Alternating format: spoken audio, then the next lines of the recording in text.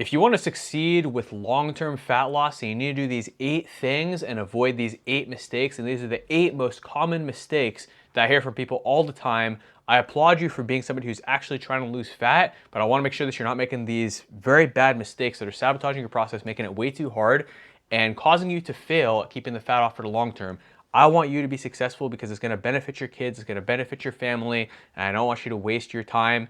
And these mistakes, I mean, so many people make them that I'm genuinely frustrated. So we're gonna talk about the solutions, we're gonna talk about the mistakes, and then after this, please apply them and stop making these mistakes.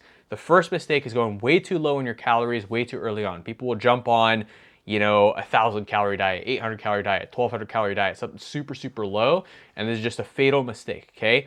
I don't want you to feel fatigued, burnt out, especially at the very beginning of the diet, because then you're just gonna burn out on motivation. So if you go super extreme, it's gonna cause fatigue, bad sleep, hunger, make you feel weak, and make it completely unbearable. And you and people you know have definitely made this mistake before. So please advise the people around you or share this video with them so that they don't make this mistake too.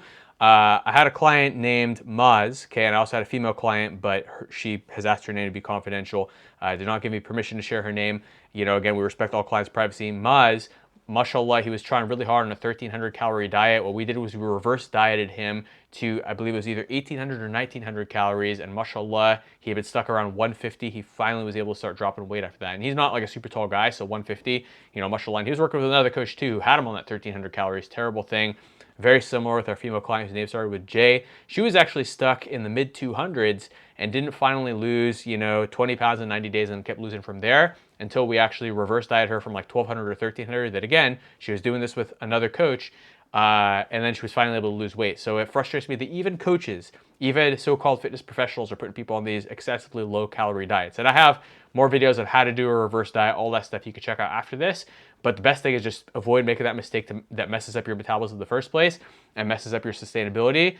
And that mistake that causes your metabolism to slow down and causes all these other problems is going too low too early on, okay? And a big reason why people make this mistake is because they're trying to rush the process. So don't be overly urgent. Don't be desperate to lose the weight super fast or it's going to mess you up, okay? Our average client who's losing weight at a good rate is losing weight at 1% body weight per week. But even in some cases where people are only losing 0.5 to 0.75% of the body weight per week, this is still considered on track, given that 2 things are happening. Number 1, they're sustaining and enjoying the process, and as long as the results are consistent and they will eventually reach their goal. It's about sustainability, so be patient, take the long-term gain. It's probably taking you longer than a year to gain this weight, so it's gonna take you some time to lose it healthfully and keep it off for the long term, okay? When I went down from 230 to 192, when I was 29, it took me an entire year. Now, the first 20 pounds came off in about, I think, 3 to 6 months, but then I really took my time from there because I wanted to sustain it, I wanted to enjoy the process, and I wanted to maintain my muscle. Now, especially if you have hypothyroid, PCOS, you know, whatever else it may be, 0.5% is expectation actually, and it's optimal. And sometimes we even have clients exceed that. Like we had a sister, mashallah, with PCOS, still lost 1% body weight per week. In fact, I think she even exceeded this her first week or two and then maintained at a nice fast-paced fashion expected, which is awesome because she set herself up for success instead of having these unrealistic expectations just because you saw someone lose 50 pounds in a day or a week or some crazy time frame, or David Goggins losing 100 pounds in 3 months on the internet. No, these are extreme anomalies. We want to take a more moderate approach. And that leads into point number 2, which is setting a realistic weight and duration goal. But the funny thing is that some people will not even set a weight or duration goal at all, okay? But it's very important to have a clear goal to help you stay on track and stay motivated, okay? Because if you're on some long diet with no end in sight, there's a high chance of you quitting and you're gonna get more fatigued and more demotivated, okay? And if you do not have a goal, this is also gonna lead you to feeling confused and burnt out, okay? And I see this all the time. People come to me and they've been trying to lose weight for 20 years and they've gained and lost the same 20, 30, 40, 50 plus pounds over and over and over again, slowly working their way up and gaining more weight year after year after year, even though they lose it every year. And only once we get clear on the end goal, duration, how to do the maintenance transition, which is one of the other points we're going to talk about later today, and setting the right parameters for maintenance and setting the right expectations, structure, and plan right off the get-go, did we finally see long-term success instead of people continuing to rebound and yo-yo up and down. And look, I actually made this mistake in my own fitness journey with figuring out my own weight, where I would, you know, balloon between 200 and 230 for many years. And also, even when I was working with clients in the beginning and I didn't really give clients like a good transition period, and I've been a trainer for like pretty much an entire decade now, alhamdulillah, and a coach and everything else. And only over the last few years have I gotten really good, alhamdulillah, by Allah's permission, at setting good 90-day quarterly targets and goals, and 6-month goals, targets, and seasons. However, even on a 6-month program, we might have two 90-day phases, like 90 days of fat loss, 90 days of muscle growth, or 4 weeks of metabolic optimization reverse diet, 4 to 6 weeks, sometimes 8 of that, and then a 90-day to 16-week fat loss phase, or a 16-week fat loss phase followed by an 8-week muscle building or metabolism building phase. I mentioned the 4-week reverse diet, and for instance, with Maz and the female client's name starts with a J that I mentioned earlier. We started with a 4-week reverse diet to get their metabolism fast enough to lose weight in the first place. And alhamdulillah, it only took them 4 weeks, but some clients need a little longer in a reverse diet, but usually it only takes about 4 weeks, okay? To get your metabolism optimized and fix it if you damage it in the past through some of these extreme diets. Now, mistake number 3, doing cheat meals the wrong way. Now, I have a whole video that breaks down cheat meals, so you can check that out, but there are some coaches on either extreme who are going to disagree with me. Some coaches say do a full-on cheat day, and that's usually like bodybuilding coaches who are working with these giant bodybuilders who have these super fast metabolism and are taking, obviously, illegal haram substances, right? But obviously that's not my demographic who I work with. I work with normal moms, dads, Muslim professionals of all races, and just normal people like you and me who are just Muslims trying to be fit as parents, professionals, everything else. So with my demographic, cheat meals are important. And that's the other thing. Some of these other bodybuilding coaches won't even do any cheat meals at all for the entire diet. But no, we as Muslims, we need a cheat meal once a week, okay? Sometimes once every 2 weeks. Again, actually it really depends on the person, but my disagreement with some of these coaches who do a full cheat day is that this can undo a whole week of dieting. And my disagreement with the coaches who don't do any cheat meals at all is that a reasonable cheat meal helps with sustainability and working around family events. Like, let's say you got 10 weddings this week. Obviously that's an exaggeration, but let's say you have a wedding or 2 weddings or 3 weddings you got to go to this week. 2 of them we can do our eating out protocol, which I believe I've addressed in many other videos. But I can do a specific video on it too, where I just talk about that. If you guys like, just let me know in the comments. But when it comes to, like, obviously you're usually going to have a meal with the family. You're probably going to have meals with the family every day, which is where the healthy recipes come in. But you might have a meal where you're eating out with family, where there's no clean options, and you can just make that your cheat meal. It's very easy. So again, I have a whole video that goes a lot deeper into this. And again, there are parameters that we set on this. So go check out my cheat meal video. I'll link it at the end, inshallah. But obviously, if you're the type of person who can eat 7,000 calories in an hour, then maybe it's better to not do cheat meals. But again, those are usually nuanced anomaly situations. Most clients were able to do a cheat meal once a week. That's what I do with 99% of clients. And again, you can go see my 15-minute in-depth video on exactly how to do that. I'll link it below, and I'll also link it at the end, inshallah. Now, mistake number 4 is cutting carbs immediately. So I've talked about why carbs are helpful for fat loss when you do it right, why low-carb diets are unnecessary and not optimal and definitely not sustainable, and when and how to do carb cycling. So you can check those out, but I'm going to simplify it into 2 points. When you cut carbs, you do get fast water weight loss, which can be motivating and give you a false sense of progress. But at the end of the day, if you try to avoid all carbs for the rest of your life, this is not realistic, this is not sustainable, and it negatively affects your energy levels, workout performance, and muscle retention. You're going to lose more muscle, your workouts are going to suck, your energy levels are going to suck. But when you get complex carbs in your diet, not only does it allow you to eat rice and bread every day, as long as you're not getting bloated and as long as you're not overdoing the quantities, but it also helps with muscle retention, workout performance, and having the energy to focus at work and being in a good mood around your family and being able to eat with the family for sustainability. So it's very optimal. And again, to illustrate this, if you do keto or low carb, you usually lose 5 to 10 pounds of water weight the first week, but then it abruptly stops. Or sometimes if you are in a proper calorie deficit, you'll keep losing past that point, but inevitably your progress is going to slow down, energy levels and workout performance are going to suffer, you're going to start getting cravings, you might slip up and rebound and gain it all back very quickly. Definitely the mood swings and irritability, huge issue I had on low carb diets and everything else. So I always like to keep carbs in my diet, and it works much better for performance and sustainability. And again, when you keep carbs in your diet, you're going to feel more energy, more satisfied, enjoy your food more, have it be more sustainable, and you're going to see more consistent progress. And I will also link, I have a bunch of videos on this, so I'll link some of them below in the description, inshallah. Now, number 5, if you don't eat enough protein and you don't do resistance training, then you're going to lose muscle in addition to losing fat. So you're actually going to lose less fat even if you lost the same amount of weight, and your metabolism is going to slow down, okay? And the problem is that if you lose muscle, not only does it negatively affect your metabolism, but it also affects how you look, where you end up looking frail, sick, flabby, skinny fat, instead of getting that lean, toned, healthy look in your face and physique that you're actually going for with your fitness and fat loss transformation. So make sure you get enough protein and do resistance training. Otherwise, if you lose muscle, your metabolism will slow down, which is going to mess up your short-term results and your long-term ability to keep them off, keep the fat off. And again, just to reiterate, muscle is very important for your metabolism because it burns a lot of calories every day. It's a metabolically active tissue. So if you want to lose weight efficiently and then keep it off for life with ease, you need to keep your muscle mass, which means you need to get enough protein and make sure that you're weight training at least 3 times a week when you're on a fat loss diet, okay? And you're going to look better once you do lose the fat, in addition to keeping a healthier metabolism and being stronger and all that other stuff and looking better. So the next thing is that people kind of obsess over meal frequency, right? So your overall calorie intake matters more than your meal frequency. So instead of trying to optimize your meal frequency because you saw something about the guy who eats 1 meal a day or 2 meals a day, or intermittent fasting, or the person who does 6 meals a day or 9 meals a day, both of these approaches are very overrated.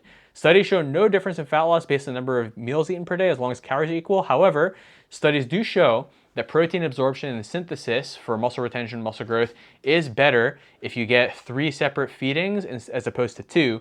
And aka spikes of protein throughout the day where you're getting at least 20 to 30 grams, so you're optimizing protein synthesis, whether it's 3 meals, 2 meals and 1 snack, whatever it may be. And again, I cover this in my Ramadan strategy, which is important that you're getting 3 feedings of protein during Ramadan, usually iftar, post-tarawih snack, and then suhoor, obviously.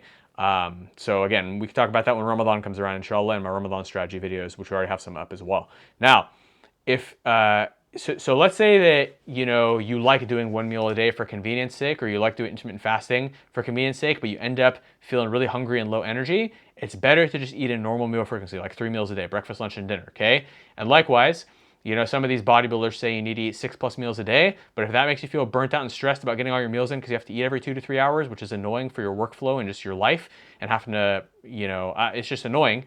You just eat 3 meals a day, okay? Usually with clients, I have them do 3 meals and 1 to 2 optional snacks because that's how people kind of prefer to eat anyway, so it works really well lifestyle-wise instead of any of these crazy extremes. In addition to this, remember that if you have messed up your circadian rhythm or your metabolism or your energy levels with intermittent fasting, or you've lost, again, muscle or developed a slow metabolism, which are some conditions that people develop from extended intermittent fasting, then I do like to make sure you're getting protein in the morning to jumpstart protein synthesis to benefit your muscle growth, metabolism, and potentially even help with your circadian rhythm.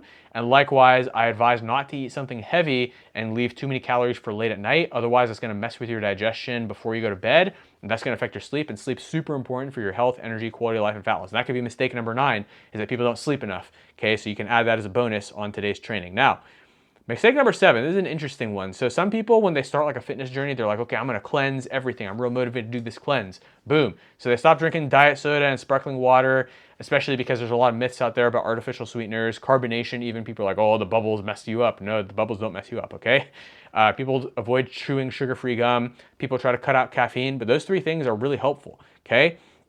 They can help prevent hunger, and they can make things more sustainable and enjoyable without actually affecting your fat loss at all.